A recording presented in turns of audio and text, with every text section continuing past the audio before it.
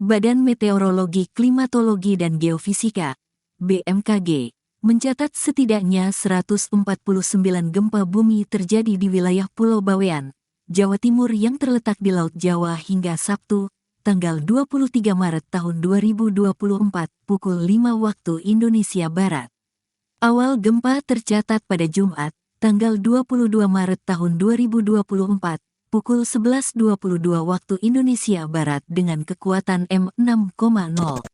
Ada 149 gempa hingga pukul 5 waktu Indonesia Barat.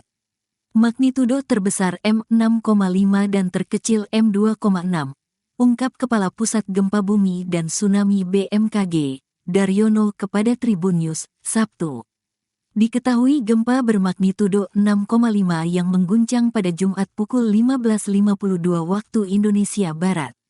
Daryono menjelaskan gempa yang terjadi termasuk jenis gempa dangkal dan memiliki mekanisme pergerakan geser atau strike slip.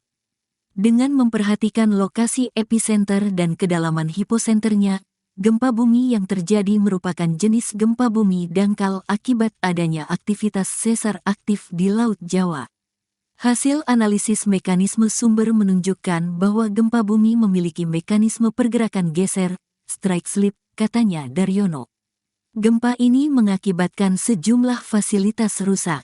Adapun Pulau Bawean menjadi wilayah dengan dampak terbesar dalam intensitas gempa yang mencapai skala 5-6 mmi.